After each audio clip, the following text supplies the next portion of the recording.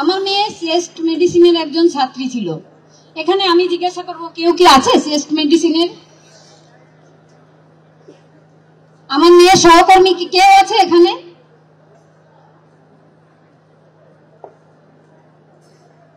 হয়তো বা নেই। কেন নেই তারা?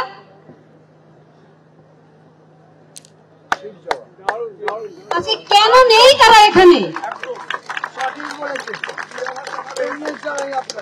আরজিকর হসপিটালের মধ্যেই আসল অপরাধীরা ঘুরে বেড়াচ্ছে এখনো, এবং শ্রেষ্ঠ মেডিসিনের মধ্যেই সমস্ত রহস্যটা লুকিয়ে আছে।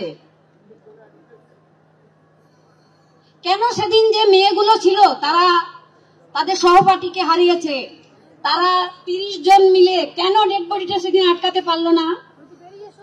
আরজিকরে এতগুলো মত ছিল, ইচ্ছা মতো আমাদের কেন কেউ সেদিন আমাদের সঙ্গে এসে দেখা করলো না? শ্রেষ্ঠ মেডিসিনের সিনিয়র ডাক্তার থেকে জুনিয়র ডাক্তার কেউ আরজিকরে শ্রেষ্ঠ মেডিসিনের আমাদের সঙ্গে দেখা করেনি কেন? সেই রাতে যারা কর্তব্যরত ছিল আমার মেয়ের সঙ্গে 4 জন আরো ডক্টর, তাদের আমি এখন আর ডক্টর বলি না, তাদের নামের সামনে আমি ডক্টর বললে আমার মেয়েকে অসম্মান করা হবে।